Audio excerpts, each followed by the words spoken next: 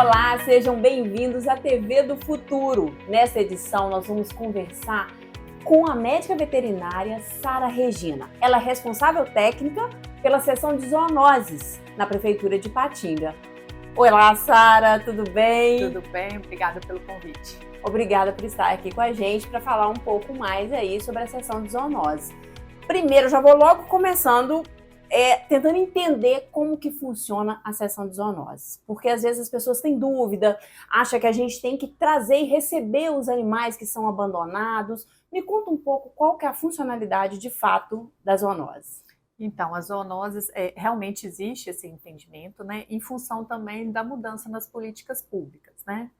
Durante muitos anos, recolher animais de rua, né, e eutanasiar era um método de controle. Né? Isso não é só em Ipatinga, isso é no Brasil e no mundo. Realmente acreditava-se que recolhendo animais na rua, né, eutanasiando ou sacrificando, que é a palavra comum, você estaria controlando principalmente a raiva, que era o principal motivo, né, para se fazer isso, que é uma doença letal, né, uma vez que o ser humano se infecta, é 100% de letalidade.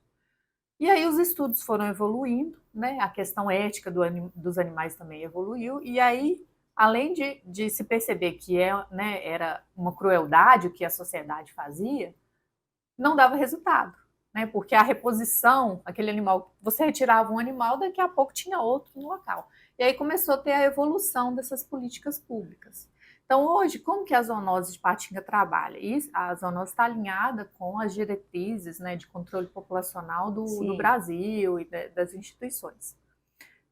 Oferecendo a castração, né, que iniciou agora o programa esse ano, era um anseio de muitos anos, era um instrumento que fazia muita falta para a gente, porque a gente se sentia incompleto, né, nesse processo. A vacina antirrábica, o teste de leishmaniose para os cães e a triagem para a esporotricose dos gatos.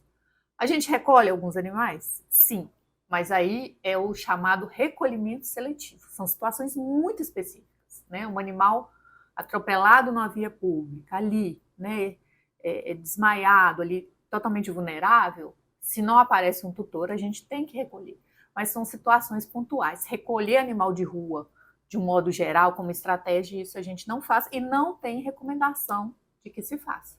Então as pessoas, a população, né, não tem que dizer, poxa, a prefeitura não está recolhendo os animais. Não tem isso. Não existe uma recomendação para que seja feito. A gente não faz, né, justamente porque não existe recomendação mais que se faça. Por exemplo, distinguir o que é um animal abandonado do animal comunitário. Né? Hoje existe legislação que protege um animal comunitário. Então, aquele cão que vive ali naquela comunidade, já tem vínculo, né, tem as pessoas que cuidam, ele é um cão comunitário, ele não é um cão abandonado, ele tem uma relação ali. Então, não cabe recolher esse animal, não cabe encaminhar esse animal para adoção. Né? O que deve ser feito, e isso aí pode ser feito de diversas formas e sempre acaba acontecendo em parceria público-privada, com entidade do terceiro setor, castrar esse animal, vacinar, identificá-lo, identificar os cuidadores, orientar, e esse animal vai permanecer ali no local. Então, essa distinção. E aí, tudo evoluiu para que a gente receba, de fato, pouquíssimos animais em situações muito específicas, né? 21 anos de carreira. Né? Completando hoje. Olha só que bacana. Que presentão, parabéns, né? Tá? Por esse trabalho. Além desse trabalho que você presta para a prefeitura, você também é presidente da ONG, Meu Amigo Cão. Sim. Então, assim, você já tem aí uma expertise com os animais domésticos, né? Sara, como que veio o castramóvel? Essa ideia já é algo assim que já era uma necessidade de longa data da comunidade. Como que foi para vocês esse ano, de fato, sair do papel e o castramóvel estar acontecendo? Nossa, foi uma emoção muito grande, tanto é que eu abri a boca a chorar lá no dia, não consegui segurar, né? Mas é uma construção, né? Nenhum projeto nasce assim, de um dia para o outro. Que eu participo, eu brinco que eu estava grávida do meu primeiro filho, as primeiras reuniões que eu tive a oportunidade de falar um pouquinho, né, trazer um pouco desse meu estudo, né, que eu tive essa formação de saúde pública. Então é uma construção, é uma evolução e é algo que deve ser muito celebrado, né, esse ponto que o município conseguiu chegar, né? Então hoje eu falo assim, gente, eu tô no luxo, porque eu chego, testo um animal, né? Testo um cão, faço a vacina antirrábica, testo para leite e consigo castrar. E se for comunitário, daqui uma semana devolver, isso é um luxo, isso é trabalho de primeiro mundo. Quem já foi na Europa sabe, né, que lá é mais ou menos microchipar, né? Os cães também são microchipados. Então foi uma construção, não é fácil, né? Como toda política pública, é um programa permanente. As pessoas confundem muito, né? Os mutirões são muito interessantes, mas é um programa, ou seja, é algo a longo prazo. E a gente vai começar a colher de forma, né, mais robusta daqui a uns anos os resultados que a gente está plantando agora. Como que funciona, de fato? Eu tenho um animal, um gato, um cão, e para eu conseguir levar meu bichinho para fazer a castração. Sim. Agora, nessa primeira etapa do projeto, a gente trabalha por risco epidemiológico. A gente tem que começar pelas situações de maior risco. Qual é o animal que está em maior situação de risco? O domiciliado, que tem uma família que cuida, ou que está na rua? Né? Qualquer pessoa consegue entender. O que está na rua de doença, de atropelamento, de maus tratos. Então, sempre a gente começa, até mesmo por uma questão ética, pelos animais mais vulneráveis. Animais em situação de acumulação, né, que são aquelas pessoas que perdem o controle ali e acabam tendo mais animais do que elas são capazes de cuidar. Outras situações de vulnerabilidade social. E os próprios animais, né, dentro do CCZ, que são poucos. Né? Então, a gente está começando por esses casos. Como pré-requisito para o animal, todos têm que estar vacinados contra a raiva. Né? Por mais que a gente tome cuidado ali, pode ter uma mordedura, uma arranhadura, então os nossos funcionários têm que estar protegidos. E os cães têm que estar testados com teste negativo para leishmaniose visceral, que é uma doença endêmica na nossa região. Ela é silenciosa, o animal pode estar clinicamente bem, mas já está infectado. É um animal com risco cirúrgico. Então, a gente fala que as ações, elas são conjuntas. Né? Quando um animal chega para mim, ele não chega só para castrar, ele chega para receber orientação de vacina, de cuidado, de manejo e até mesmo de bem-estar, de passeio. Né? A gente não pode ter essa visão fragmentada. Então, basicamente, a gente vai começar por essas situações. Paralelamente, né, a gente já começou a atender alguns casos de pessoas de baixa renda, que têm, né, os benefícios do governo. E aí, com o tempo, isso vai abrindo o leque, exceto para alguns casos que a gente não vai fazer de fato, que são cães de algumas raças que têm limitações e precisam de protocolos anestésicos específicos. Aí esses, de fato, a gente não vai fazer. Uma curiosidade, Ipatinga é a primeira cidade do Vale do Aço a ter o castramóvel? Sim. Olha, gente, é a primeira cidade a ter o castramóvel e é a primeira cidade a ter um programa permanente, né? É diferente de ter ações pontuais. Nós temos um programa de controle populacional e a castração é um desses itens. Né? Todo mundo acha que castração é sinônimo de controle, mas tem a parte toda de legislação, tem a parte de educação e saúde, que é a principal, né, que previne o adoecimento. Tem a parte de penalização, que infelizmente, né, precisa existir, porque, né, às vezes algumas questões acabam, né, maus tratos, crime, então envolve isso também. Muito bacana, gente. Olha só, Ipatinga, então, é a primeira cidade do Vale do Aço a ter o castramóvel e, mais do que isso, a ter um programa totalmente voltado para o controle populacional desses animais. E me fala uma coisa, além do castramóvel, nós temos uma sala também para fazer a castração. Isso. Então, são 2 equipamentos à disposição da comunidade, é isso? Isso mesmo. Quantos animais são castrados por dia? Como que funciona a questão da equipe? Como que vocês fazem esse atendimento de fato? O cãozinho, quando chega lá, ele tem que ficar internado? Fica de um dia para o outro? Como que é? A ideia do castramóvel é o móvel mesmo. O castramóvel ele é idealizado para você ir até as comunidades. Né? Ipatinga é uma cidade urbana, mas que tem zona rural, tem localidades, né, que realmente são inacessíveis, e a cultura é rural. Então, a ideia do castramóvel é realmente circular.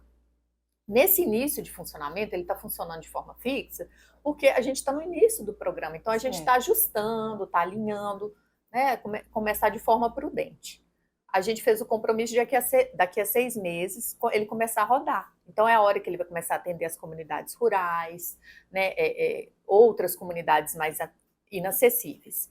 E complementar a ele, tem a unidade fixa lá, que fica dentro das zoonoses, que também está totalmente habilitada para fazer a castração lá nas zoonoses. Então, assim, no momento ideal, que a gente ainda não chegou, vai ter castração acontecendo no mesmo dia. Vamos supor, na zona rural e nas zoonoses, né? A gente está num processo de expansão, está chegando novos funcionários, então a gente está crescendo. Né? A gente ainda não chegou no nosso ápice. Mas o primeiro passo já foi dado. Que é o mais importante. Né? E vocês, das toda a equipe lá está super feliz, porque eu fui na abertura. Sim. E todo mundo alegre com essa realização, né? Algo muito esperado. Sim. E como que funciona para fazer? Como que, de fato, a pessoa tem que fazer para participar desse programa? Tem um link que ele tá na bio do Instagram das zoonoses, né? Colocou lá no descritivo, e também está no site da prefeitura. Sei. É um link do Google Formulários, e a pessoa vai preencher. A gente precisa de documentação básica: identidade, CPF, comprovante de endereço, porque o programa é de Patinga, comprovante, né, desses benefícios sociais, ou Auxílio Brasil ou outro, foto do animal e algumas outras informações, né? Então, a pessoa preenche esse formulário e envia. A partir daí, ela entra, né, ela dá a entrada, e a gente vai chamando de acordo com o peso das prioridades. Situações que a gente não passa pelo formulário são situações muito específicas, quando o animal, por exemplo, não tem um cuidador. Então, eu não tenho alguém que possa fazer por ele, né? Aí, nesse caso, a gente acaba assumindo essa função do tutor. E como que funciona a guarda responsável? Porque acaba tendo os animais lá nas zoonoses. Sim. Se a pessoa quiser adotar, vocês até incentivam essa adoção, sim, né? Sim.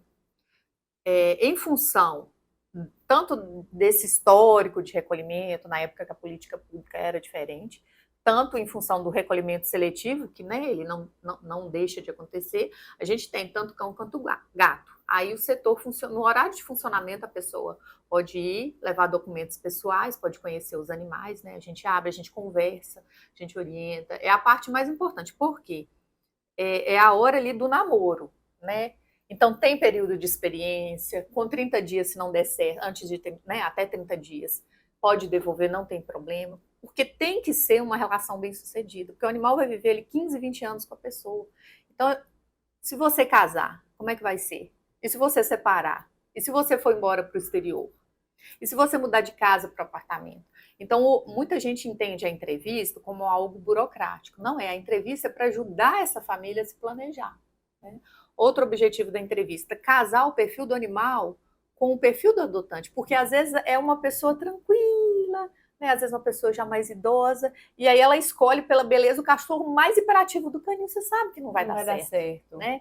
Então, assim, desmistificar isso, gente. Não escolham, claro que a beleza seduz, mas escolham também, levem em consideração uma afinidade, né? Comportamento, né? Se a pessoa é mais tranquila, ela é caseira, ela, né, não é muito adepta à atividade física, ela com um cão hiperativo não vai dar certo. Até pelo porte também, né? Também. Se você mora num apartamento, tem um cachorro muito grande, não vai então se adequar. Tem que levar essas considerações. Então, quando a gente conversa, não é só essa é eteuvina, ela tá castrada e vacinada. Não, essa é eteuvina, ela pega galinha, ela é danada, ela revira lixo. Ué, mas eu não posso mentir. A eteuvina chegou pra gente com uma história, e eu faço muito questão disso. O animal, ele tem uma história. Mesmo que ele seja filhote, ele tem uma história. Agora, nós temos lá animais de meia idade, então ele traz uma história. Se ela passou por privação de alimento, ela acostumou a revirar lixo. Hoje ela tem um alimento, mas ela tem aquela memória de que quando ela tinha que revirar lixo para se alimentar. Então, eu falo assim, tem que ter muito respeito pela história do animal. Entender que, né, que ele não está ali, ele não brotou dali, não. Ele traz toda uma experiência. Os animais, por exemplo, que acostumam a ser semi-domiciliados, é aquele animal que tem casa, mas circula na rua. Sabe? Vou abrir o portão, que ele faz xixi e cocô na rua, isso é cômodo para mim. Isso não é legal, né? O passeio é muito bem-vindo, mas o passeio acompanhado na guia. Esse animal, para depois você deixar ele 100% domiciliado, é difícil. Porque ele acostumou a sair, ele acostumou a socializar daquele jeito. Então, cada animal tem a sua história. Eu sempre busco respeitar, né? Ensino isso. Respeite a história do animal que chegou aqui. E o segundo princípio: não existe adoção impossível. Não existe. Às vezes, um animal, você fala, ninguém vai querer esse cachorro, sabe? Ele é cheio de defeito, ele não é tão esteticamente bonito. E acontece, só que você tem que persistir. Então, a gente já teve adoção, por exemplo, do próprio Napoleão. Era um pitbull de 45 quilos, que vinha de uma história complicada, adoção maravilhosa, né? Mas foi todo um processo. E vários outros que a gente fala que são, né, animal muito idoso, que às vezes já tinha só 2 dentinhos, 3 dentinhos ali, aí você recebe, né? A família comemora o aniversário dele, com todo aniversário que tem na família, ele participa. Então, assim, tem que persistir e acreditar que para cada animal tem uma família. E o objetivo da entrevista é esse, é casar e, acima de tudo, orientar. E tem algum animal assim que tenha mais dificuldade? Tipo, o gato tem mais dificuldade para ser adotado do que um cachorro? Existe isso ou não? De modo geral, existe uma mudança muito grande no perfil de adoção, né? A população de gatos ela está subindo muito, porque as pessoas estão vivendo em espaços menores, né? Antigamente era tudo casa, agora apartamento. Elas ficam mais tempo fora de casa e o gato se adapta melhor a isso. Porque o gato vai dormir 18 horas por dia. Então, o resto das horas que sobra para ele vai acordar na hora que você está chegando em casa, ele faz xixi e cocô na caixa de areia, o gato não passeia, né? Ou pelo menos não deveria passear, né? Sair. Então, tem aumentado a adoção de gato em função disso. E o Ipatinguense, ele é gateiro. Ele é gateiro.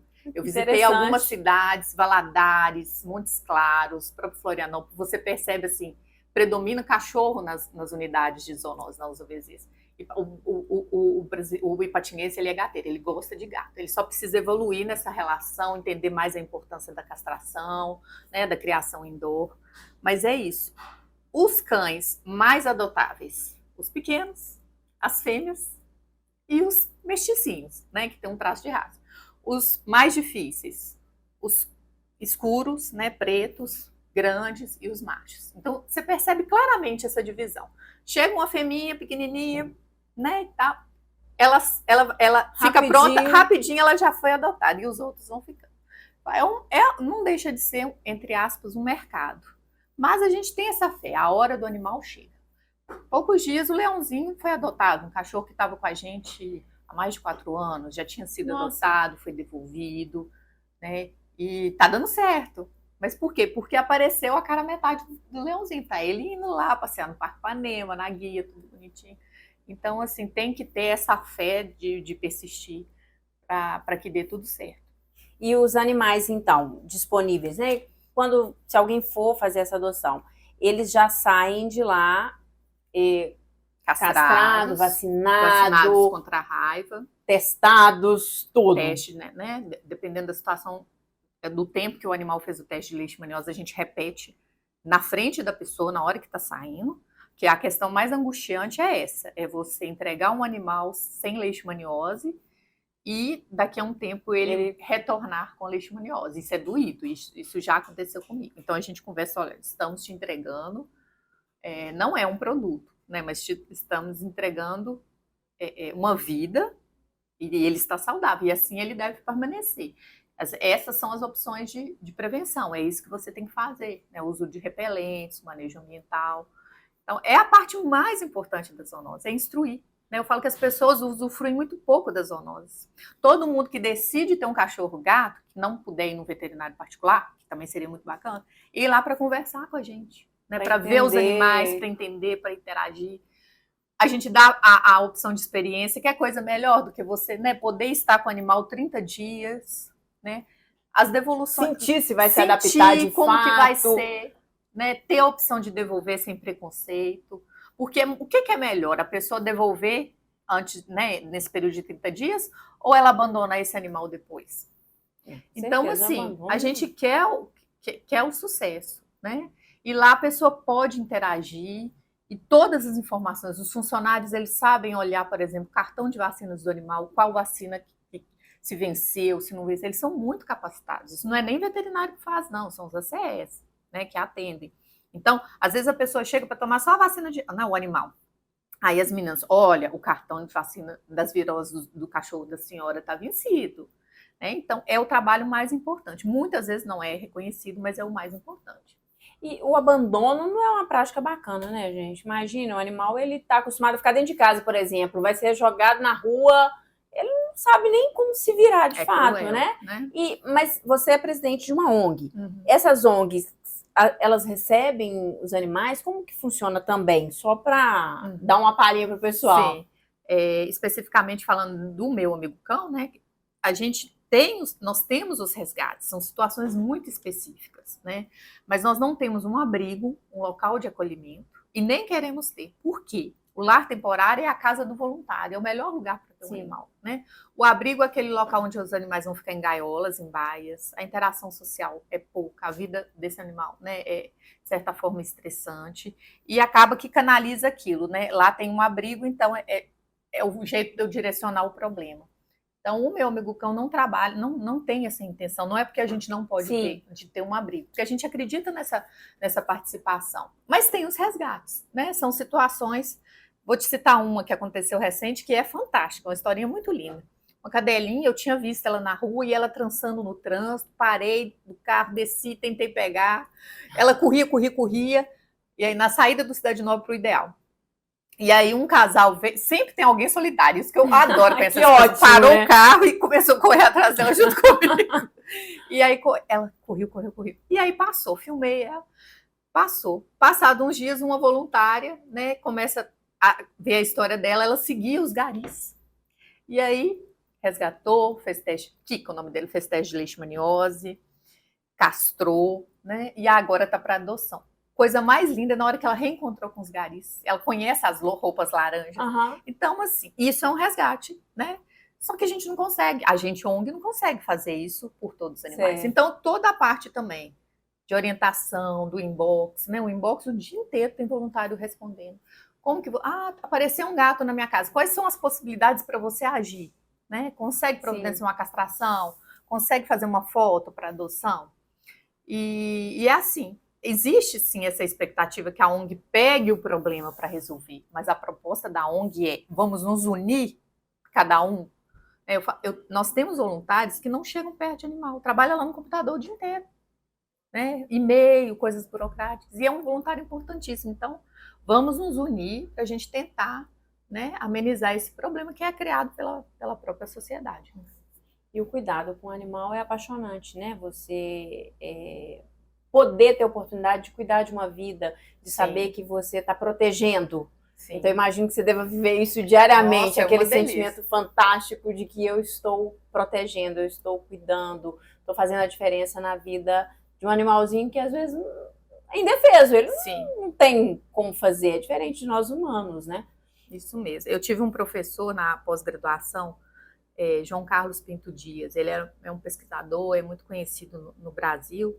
E ele falava, o animal não decide, a gente decide por ele. Então, ele é muito vulnerável. Se você colocar seu cachorro lá no fundo do quintal, amarrar ele sem água, sem comida, sem ração, ele vai morrer ali. Ele não tem, o máximo que ele vai chorar. Então, essa responsabilidade a gente tem que trazer para a gente. Os animais não decidem, nós decidimos por eles. E aí, você traz a responsabilidade, né, para você enquanto ser humano. Ou você enquanto tutor. Né? A gente é responsável pelas decisões que a gente toma em relação a eles. Então, assim, a Ipatinga, a Prefeitura de Ipatinga tem feito aí esse trabalho diferenciado em prol dos animais, em prol de manter aí o controle populacional de forma que beneficie não só o animal, mas a população em si, né? Porque o animal, quando ele está maltratado, quando ele está solto, sem esse controle populacional, sem as vacinas, ele pode gerar uma série de doenças, né?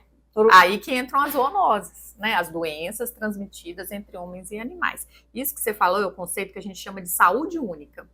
Você não tem como separar a saúde do ser humano, do animal e do ambiente. É tudo uma coisa só. Então, quando você chega para fazer uma visita domiciliar, que você encontra um animal doente, em situação, né, às vezes de maus tratos e negligência, geralmente a família está num contexto, o ambiente está insalubre, é tudo harmônico. E o contrário também. Quando você encontra, né, uma família em que o ambiente está salubre, né, a gente está pensando aí, a gente está falando de dengue, de leishmaniose, de esporotricose, tudo é ambiente. E aí você encontra uma família, né, que está ali bacana. Então, é indissociável esse conceito. Então, certamente, embora a sociedade tenha que evoluir muito nesse entendimento, até quando você fala de recurso público, sabe? Direcionamento. Porque, mas Como assim vou direcionar para o animal? Você está direcionando para o animal e o benefício é para a população humana. Então, entender, né, que você não tem como separar, é uma coisa só. Muito bem.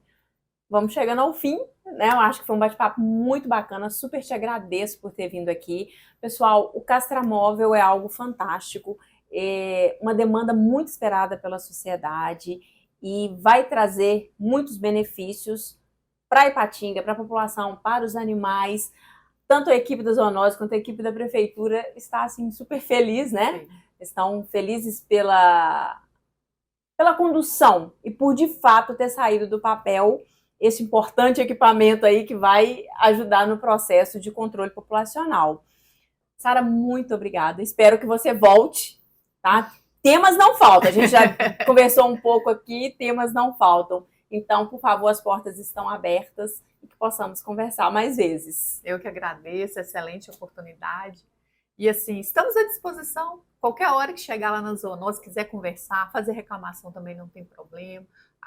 Servidor é isso, é servir ao público, né? Com então certeza. A gente está aí para atender a população. Quem sabe a gente não faz assim uma matéria da TV do Futuro num dia que for ter uma cirurgia, sim, alguma coisa para acompanhar mais de perto. Sim, né? Um procedimento, uma devolução de um animal, que é uma coisa, né, que a gente precisa tratar. Ou acompanhar aí uma adoção, olha que fantástico, as pessoas perceberem mais como que é esse aconchego, essa experiência de poder ficar 30 dias, eu acho que seria bacana. Vai ser muito legal.